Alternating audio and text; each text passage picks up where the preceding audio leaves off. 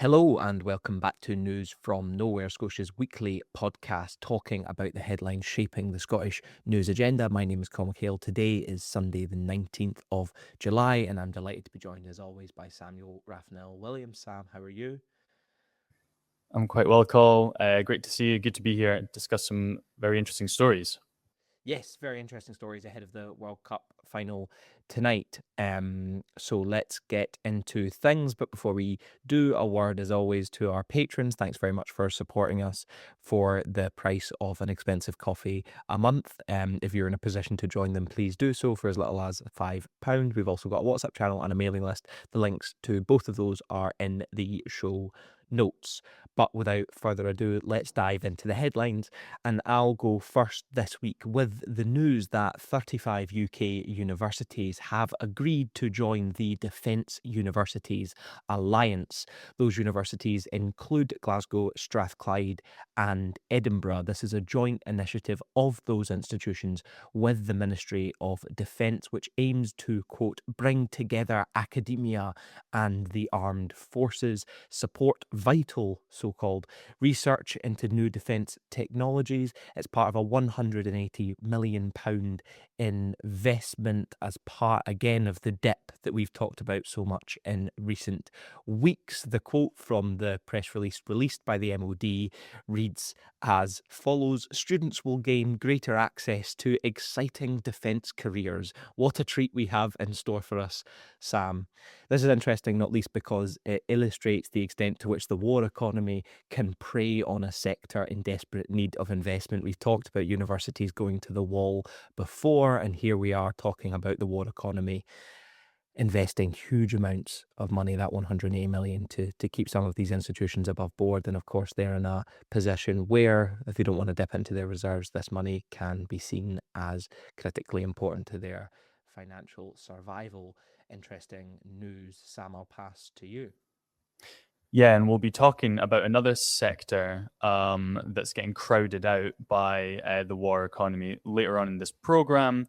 But in other news, firefighters continue to battle a major wildfire which broke out around 5 days ago in the Cairngorms, although the Scottish Fire and Rescue Service has said that major progress has been made in battling this fire over the weekend. This comes as Scotland's had another week of sustained high temperatures. SFRS said that the weather and terrain conditions in the Cairngorms made the fire dangerous and unpredictable, but have committed hundreds of firefighters, 2 helicopters, and other specialist resources to tackling the blaze over this weekend. Yeah, it's an interesting story, that, because it relates to something we discussed last week, which is the loss of 1,250 firefighter jobs since the creation of the Scottish Fire and Rescue Service about 15 years ago now. So worth contextualising the story in that frame. A word from me on McGill's. Bear with me because it might sound like I'm defending Sandy and James Easdale, but that is not what I intend to do. So McGill's, which is the bus operator, which is owned by two of Scotland's richest men, Sandy and James Easdale, is suing the Scottish Government after the Scottish company was rejected for £4.3 million of funding for new electric buses. They want that decision to reject McGill's application overturned. The pot of money to which McGill's was applying was the Scottish Electric Bus fund called ZEB. It's effectively Scottish low emission buses. This was the third round of funding that the pot has overseen. The Easdales and McGills pointed out that they intended to make their purchases for those new electric buses at Alexander Dennis, which is an industrial site in Falkirk that we've talked a lot about on this podcast. One of Scotland's last domestic bus manufacturers threatened with closure. The Easdales money, they say, would have gone to that site in order to provide essential orders for the struggling business. However, instead, the beneficiaries of the fund, the largest beneficiaries of the fund, were Ember, the Edinburgh-based startup, who got £13 million, and with that plan to buy 100 electric buses from China. So this is an interesting contradiction here, where the Easdales claim to be standing up for Scottish capital. The other two beneficiaries of the fund were First Group and Stagecoach, both of whom also plan to buy their buses from China, combined total of 66 vehicles.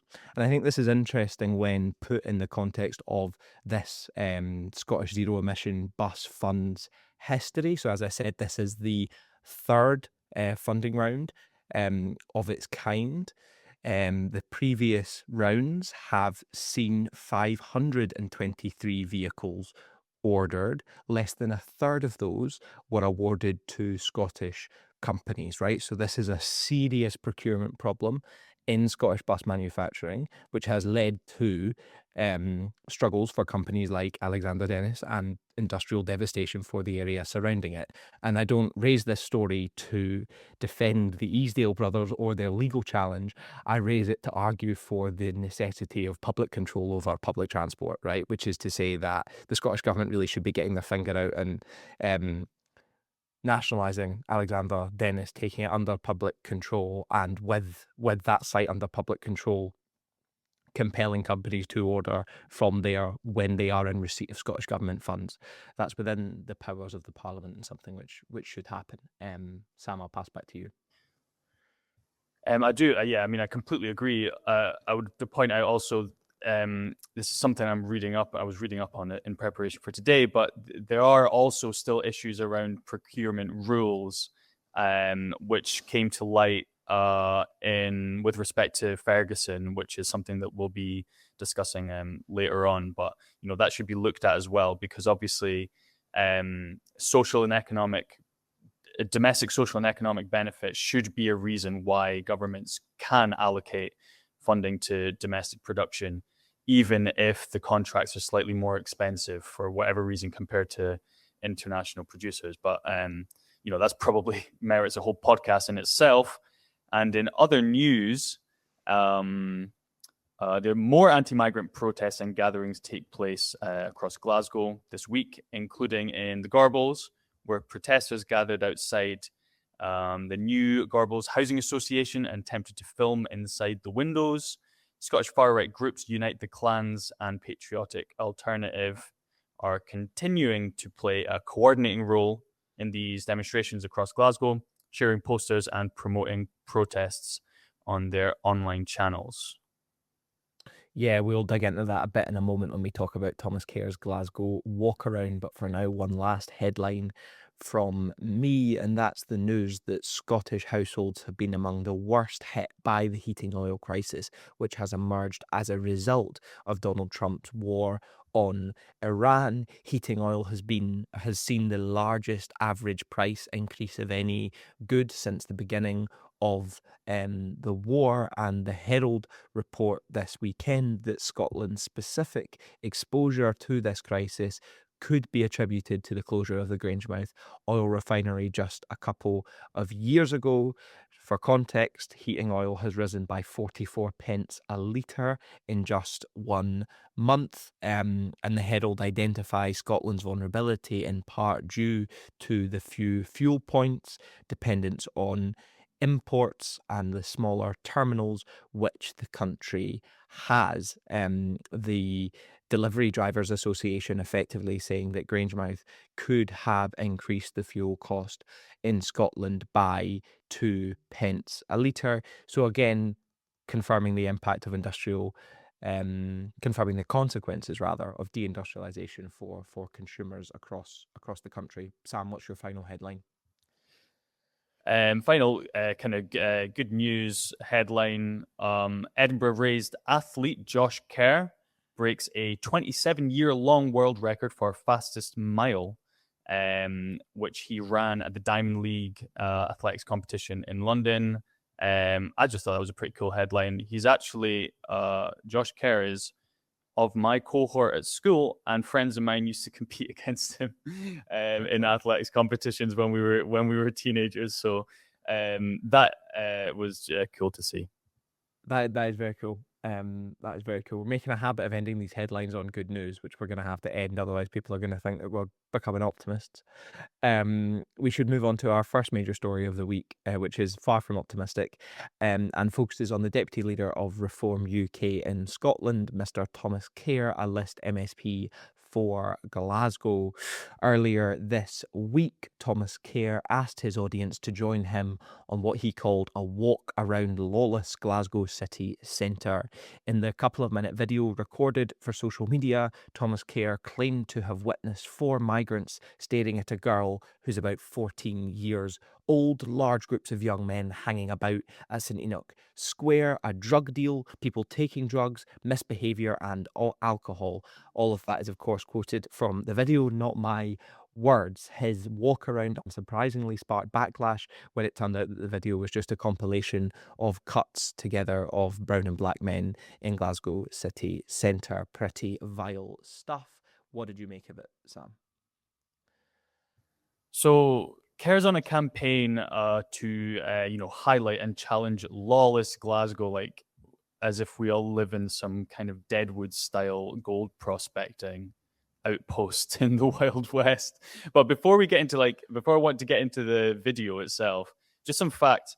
Between 2003 2005, Glasgow did have the highest murder rate of any city in Europe.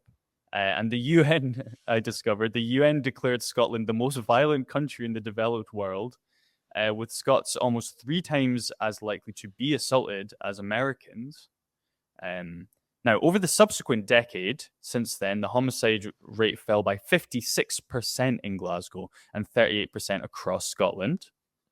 Okay. Violent crime as a whole declined by almost a third between 2006 and 2015. And today, homicide rates in Scotland are at their lowest in over 20 years. In fact, Scotland today ranks lower in per capita homicides than Sweden, France, England, and Wales in terms of per capita homicides. Now, this decline in violent crime probably merits a whole episode in itself in terms of the factors at play and the public initiatives taken to achieve it. But I just wanted to mention that as a way of framing just how kind of poorly timed Kerr's lawless Glasgow campaign is when you put it in historical context, right? And the video itself is both gross, as you mentioned, and also has this bizarre comical quality, kind of partridge quality to it as well, right? I'm actually amazed he decided to post and promote a video that's so barely incriminating, in terms of what's actually filmed. As you say, they literally just walk around filming black and brown people on Argyle Street and by the Clyde River. I mean, there's footage in that video of people quite clearly just enjoying the sun on the promenade by the riverbank. And then he goes on about, as you said, witnessing misbehavior and alcohol consumption and overhearing conversations about drugs, all of which, by the way, we only have his word to go on because none of that is actually evident from the video. You might as well, I feel like he might as well have just kind of hung a banner around his neck saying, like, I have no mates and I never go outside, because all of this perfectly ordinary stuff is just completely shocking to me. But leaving aside how ludicrous this stunt was, there's the 2 actual political implications of this that I want to point out very quickly. Firstly, is that this is part of the reform mission in Scotland. And we talked about last week them winning their second council, but which is a very significant development. But on the national level, this is what we get as a consequence of their success at the last election and their profile in Parliament and their profile in the media. The fact is, people have been talking about this very stupid video for days now, right? It set off a ridiculous kind of moralistic back and forth about the character of Glasgow. And as far as I'm concerned, it's a very enormous distraction, from serious issues, both at the local and the national level that we should be discussing. And I think what we're seeing now is that kind of agenda-setting power. Doesn't matter how ludicrous it seems to us, right? That reform have at that kind of rhetorical discursive level in Scotland. And that is something that we actually did predict on this podcast in the immediate aftermath of the election. That's one element. The second thing is just as serious, and those same streets, that Kerr was walking on in that video, are witnessing an increased presence of the far right street movement. There were masked guys storming through Argyll Street. I think it was Argyll Street. It's certainly that area, Merchant City area, just only a few weeks ago. And there are already vigilante-style organizations in Scotland that conduct patrols and such. The National discussed one in a report just today.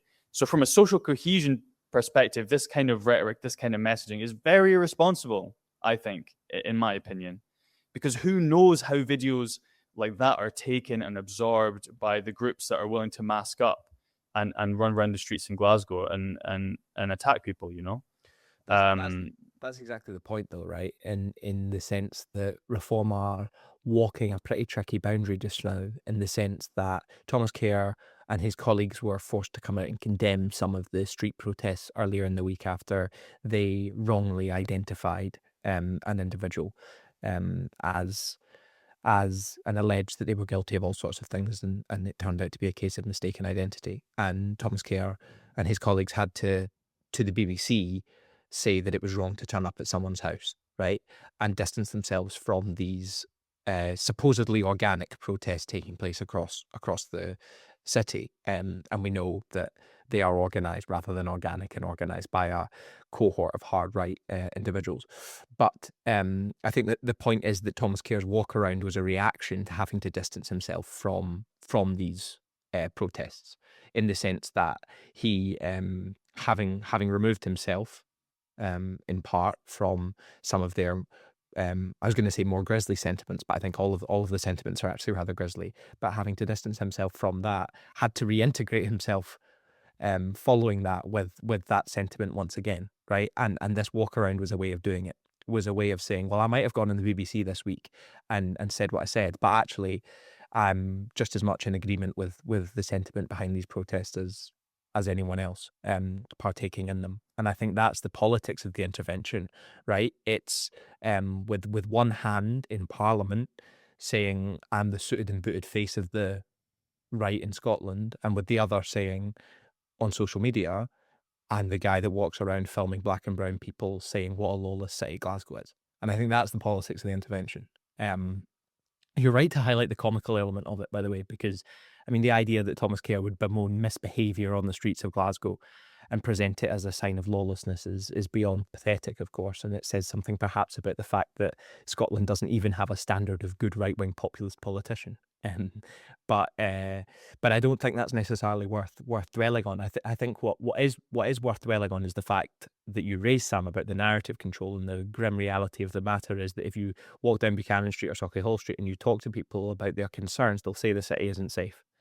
And the context which you outlined to begin with about the history of the city being unsafe in the early noughties, for example, is totally absent from any conversation. And instead, Reform have grip on that narrative. And of course, when there are women's services like the Murray's Initiative within the city threatened with closure, a critical lifeline service for survivors of domestic abuse, Reform are nowhere to be seen. Thomas Kerr is nowhere to be seen when it comes to defending these services, despite claiming the mantle of standing up to violence against women and girls. And that's the fundamental hypocrisy that reveals just how sinister their motives truly are. So I think it is a grim episode, and one that we should keep an eye on, not least because it emulates this sort of populist communication style that the right have deployed across Europe, which really is aimed at sort of not just whipping up hate, but actively inviting people to participate in it in that provocative manner of walking around, sticking a camera in front of groups of folk just sitting on the grass having their dinner. Right. No, absolutely. And just to finish off on this story from me, I just wanted to point out my tweet of the week, which happens to be a comment. It was a comment on Kerr's video. Now, Kerr's video got like about 900 or so likes. This tweet itself got over 2,000 likes, which was fun to see. And the tweet goes as follows. I just cut about and film strangers going about their day, you big creepy gimp. Biggest danger in there is you. No. Which captures what you were trying to say. I think what captures everything we've both tried to say over the past 5 minutes, I think. Yeah, 100%. There was also a really funny bit in the video where they obviously attempted to film like dirty streets and instead ended up filming this like really neat pile of bin bags where all the litter was like contained within these 6 bags. And it's like, it's really not that hard to find like a street that is a bit manky in Glasgow just now, because we know cleansing budgets have been slashed year on year for over a decade now. But Thomas Kerr couldn't even do that. Instead, he had to film one of Glasgow's few bins, which is very self-contained. Remarkable stuff. But on that note, we should move on to our incoming Prime Minister, Andy Burnham. Writing in the Sunday Mail today, Mr. Burnham says Scotland will be central to my plan for changing our politics and giving people real hope for the future again. Big words, big pitch. It's another op-ed, however, which is very strong on rhetoric, but lacks any real clarity regarding the policies Andy Burnham plans to implement as Prime Minister next week. We do know from whispers emerging around Westminster that there is going to be a policy blitz on Monday. Some of the reporting has indicated that that will consist of a major focus on the cost of living at the expense of some landmark Starmer commitments, such as digital ID, which Burnham plans to scrap. There has also been reporting which suggests Andy Burnham favours pushing Thames Water into administration to push forward his public control of utilities agenda. He's talking about free bus fares for young people and lower energy bills. All of these things might be good, but the major headline emerging out of Burnham's early policy commitments is regarding North Sea oil and gas. Jackdaw and Rosebank are in line, we believe, to be approved by Andy Burnham because they already have licenses, although subject to legal challenge. And that seems to be Burnham's approach, that while he will retain Labour's manifesto commitment made in 2024 to avoid new oil and gas extraction, what is already up for grabs will be approved, we believe. Sam, what have you made of Andy Burnham's oil and gas stance? So I think there's still, from what I can glean, there's still some uncertainty about what the position is going to be. I mean, the BBC published a report literally just before we came on to record this morning, kind of articulating this uncertainty. It seems that Burnham, according to that report, probably won't make an announcement on Jackdaw Rosebank, just because both of those are still in the process of a legal proceeding after a successful climate campaign that argued the government hadn't accounted for the carbon impact of developing those fields when they were approved. He could also make an announcement about new exploration, but aside from that being inconsistent with the manifesto pledges, it's also not apparently favoured by the industry even, because new exploration is very capital intensive and it's also a gamble. What the companies want to do is basically just develop the fields, extract from the fields where they know there are the fossil resources, right? That's what their mission is. He could also make an announcement on the windfall tax. It's an energy profits levy, I think it's called, the EPL, which kind of came about in the wake of the start of the Ukraine war.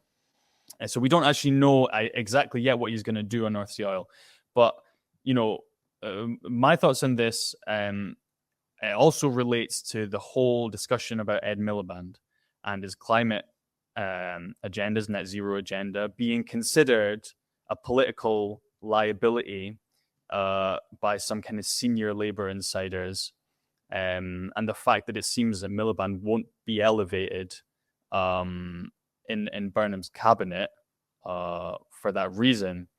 And I just can't help but think how much we've backpedaled in the UK on climate at the level of the national discussion compared to even just a few years ago. Like around 10 years ago, we were told by the IPCC and other organizations we had 10 years to do a dramatic 180 on fossil fuel extraction and consumption. And there was a sense of, the response wasn't adequate, as we know, but there was at least a sense of urgency and a sense of political will, and the net zero targets were set at that time, you know, um, uh, surrounding that issue. So the notion that a supposedly center-left government is considering restarting, drilling for more fossil fuels out of Scotland at this time in history, during this summer that we've just experienced, is just it's honestly quite shocking to me. The BBC reported just last week, thousands of people have died from the heat this summer in the UK. Over 2,700, and the summer's not even over yet. It's been a mass casualty event, right, in the UK for people, and never mind wildlife. It's difficult to fathom the impact on wildlife. And you've just mentioned this wildfire, which continues to rage in the Cairngorms, right? So while the SNP, right, we should remember that Jack Middleton, the SNP MSP for Aberdeen, is lobbying like fuck for Jackdaw to go ahead, while Andy Burnham is being egged on by the Scottish National Party to approve these new projects.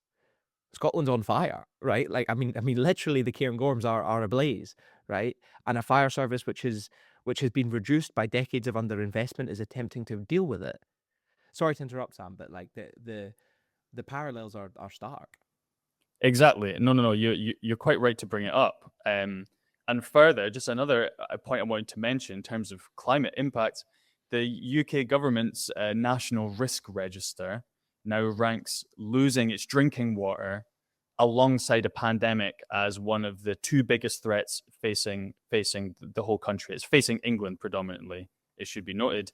Now, that's as a result, they point out, partly of mismanagement by the private sector of the water resources, but also due to changing climatic conditions. So, and meanwhile, you've got Al Cairns, right? Okay, who's pitching himself as the serious voice on national security. He's going to Twitter and saying, there's no climate impact to drilling in the North Sea because we're just going to import the oil and gas anyway, right? This is the guy that's serious about national security, right? This is crazy. We have south of France weather in Scotland now, guys. London has 5 times the number of annual days over 30 degrees that it did just 10 years ago. I think this year was like 17 or 18 days, whereas 10 years ago they had 3, right? People are cooking to death, for God's sake. So, this might be my one of my more libbed up takes, but I just think, can we please attend to the climate crisis properly? It's upon us now, and stop doing politics around oil because you want some money from tax receipts. Get the money somewhere. Get it somewhere else. That's wise. Yeah, I don't even know if it's stop doing politics. I think it's just understand the political ramifications of the decisions you're making, right? Like, I mean, climate emergency is inherently political, and these people are instead depoliticizing it, right? But that's the point of Al Cairns' intervention, is to say that actually don't worry about the politics, because this is actually just common sense to drill in the North Sea. Without acknowledging the political implications and the class ramifications of continued drilling. Just a word on that before we move on, because I know we're short on time. I think you're right to mention Miliband, and Burnham's predicted failure to appoint Miliband to number 11 is an act of political cowardice off the bat, right? And I don't say that to jump to Ed Miliband's defence. I say it because it was the first real challenge Andy Burnham faced of his political ambition, and he has backed down from it within days. And I think Ed Miliband is an interesting figure because what he represents is a strand within British capitalism which says that we need an industrial policy which amounts to more than selling the country out to new industries in tech and AI. Right. And it's interesting that as Burnham goes cold on Miliband, it's reported that he's going to elevate the position of AI minister to cabinet, right? Which does suggest this a final victory in this contradiction between industrial policy and tech for the latter rather than the former, which I suppose from our perspective is pretty unfortunate. But let's move on to our final story of the week regarding Ferguson Marine, the nationalised shipyard in Port Glasgow. During the Scottish election campaign just gone, the Scottish Government promised a direct award of 4 vessels to Ferguson Marine. Months later, none of those 4 vessels have been awarded. The contracts are yet to be secured at Port Glasgow, which is now beginning to lose key staff as a result of a lack of orders. At the beginning of the year, Port Glasgow employed 283 staff. It's lost 18 since January.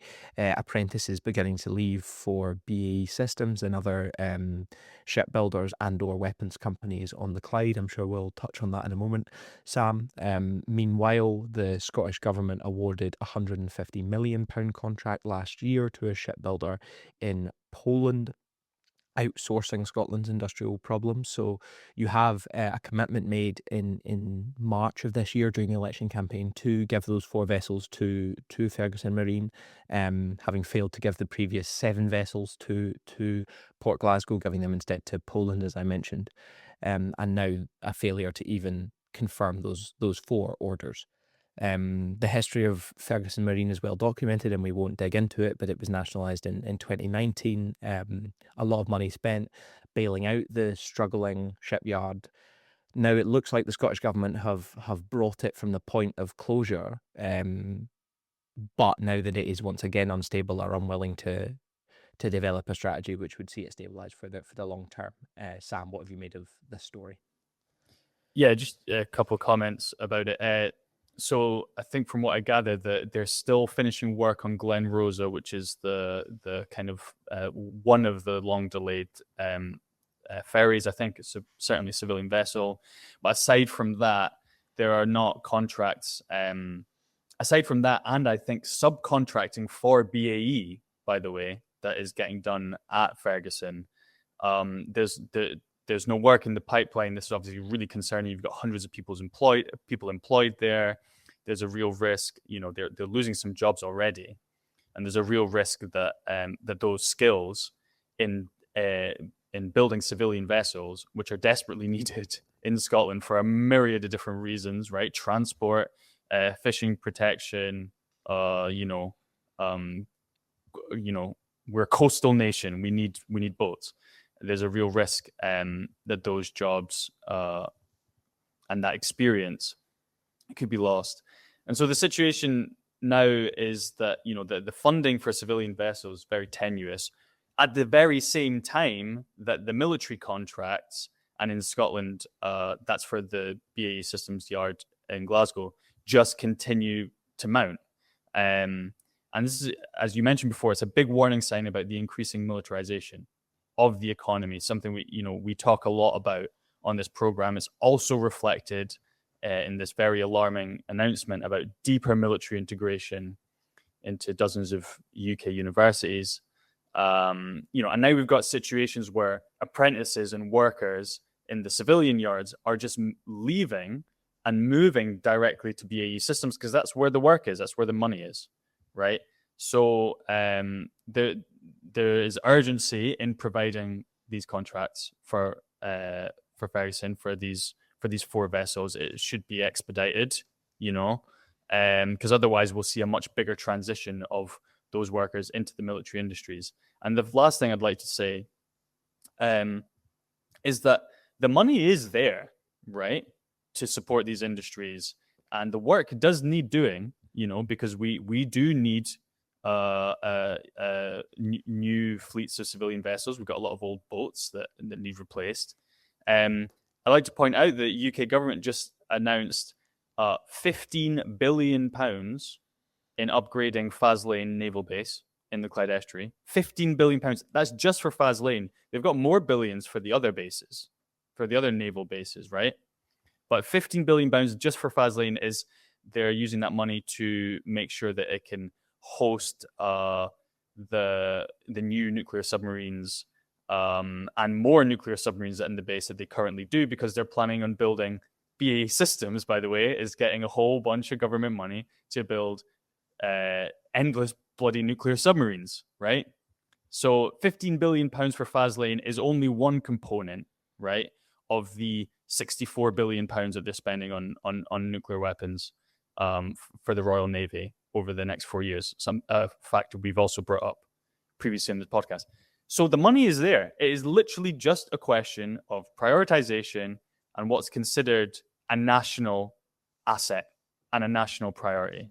And of course, Ferguson is under the jurisdiction of the Scottish government.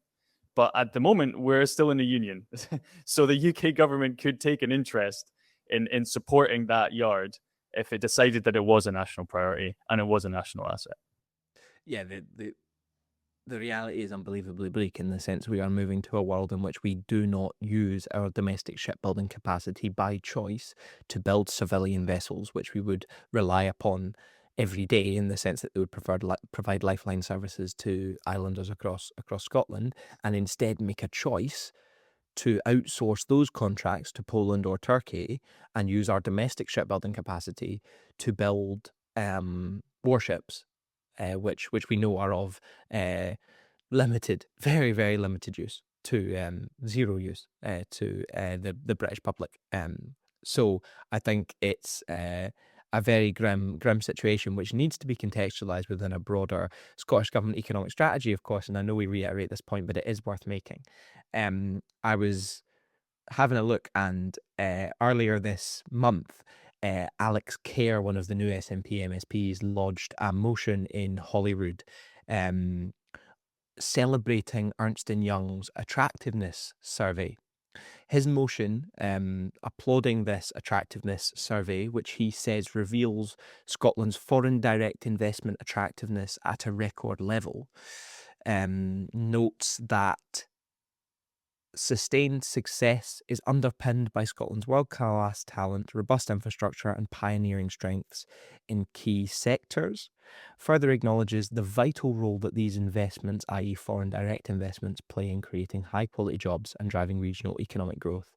Calls for continued collaboration between the Scottish Government and industry to maintain this strong global competitive edge. So here is a new SNP MSP lodging presumably one of his first motions in favour of an Ernst & Young foreign direct investment survey, which celebrates Scotland's success in that regard. And we know the consequences of foreign direct investment for employment, standards, wages across the country. So this is the political outlook of the Scottish government, right, which doesn't bode well for a site like Ferguson Marine, whose success is going to depend on the political appetite not for foreign direct investment, but for domestic industrial strategy, right? So the idea that a site like Ferguson Marine is going to have a secure future when the Scottish Government's head has been turned by foreign capital is really pretty limited, because the appetite for domestic procurement, as we've seen in the case of the buses that we talked about earlier, is nowhere to be seen. Right? It works both ways. There is not an appetite to make things in Scotland, nor an appetite to invest in Scotland. So in some ways, the economy is being strangled at both ends. Very, very grim, but nonetheless, I think where we're going to have to leave it given time. Hopefully you've enjoyed today's podcast. Thanks very much to Sam for joining me. News from Nowhere will be back next Monday. In the meantime, if you enjoy Scotia's content, you can support us on Patreon for £5 a month and subscribe to our WhatsApp channel and mailing list. If not, it's also worth saying that reviewing the podcast wherever you're listening, be it Apple Podcasts or Spotify, helps us enormously with the algorithm. So please leave us a 5-star review. If you're watching on YouTube, then you can subscribe below. Thanks very much for listening, and we'll see you next week.